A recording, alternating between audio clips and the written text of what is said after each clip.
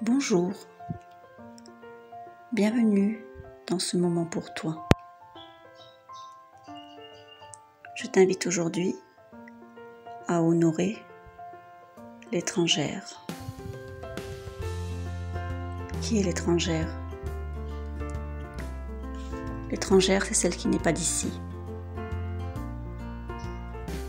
Celle qui, parce qu'elle n'est pas d'ici, n'a pas les mêmes droits. Celle qui, parce qu'elle n'est pas d'ici, ne sera pas crue, entendue, de la même façon que celle qui est d'ici. Si elle agit, elle aura toujours peur de la façon dont elle peut être jugée parce qu'elle est étrangère. Être d'ici, c'est avoir sa place, avoir le droit de parler, de revendiquer. Si tu es étranger, tu te tais. Tu es accueilli ici, c'est un privilège. Et comme un hôte bien élevé, on te remercie de garder ta place. Ou tu perds ce que l'on t'offre. À commencer par le respect et l'intégrité. Si tu arrives quelque part et que tu veux changer quelque chose, on te traitera d'étranger. L'étranger, c'est l'enfant qui change d'école. C'est l'enfant qui change de village. C'est l'enfant qui arrive quelque part et qui n'est pas chez lui, qui n'est pas en terrain connu.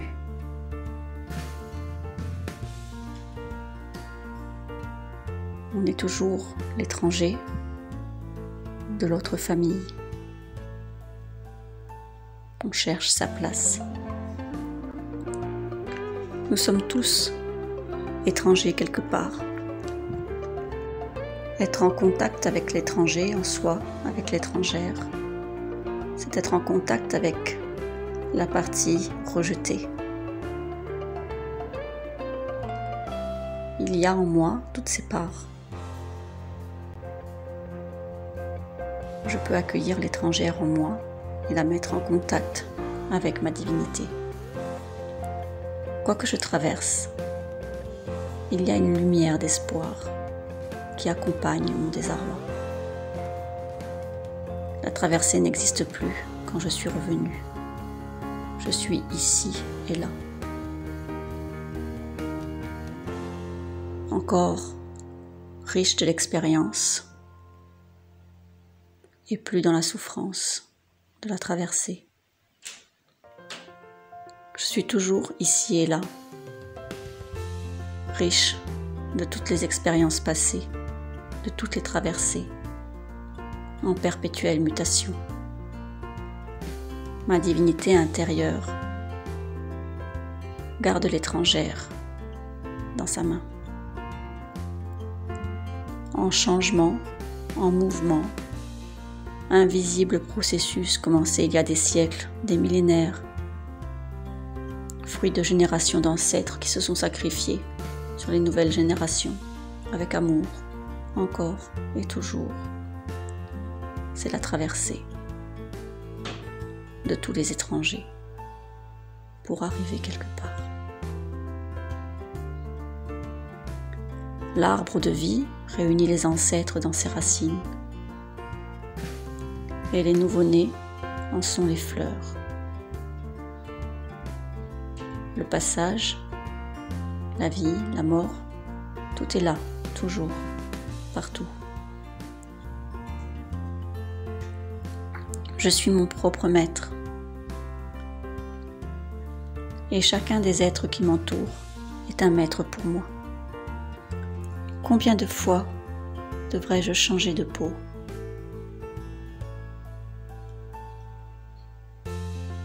La transition est-elle permanente?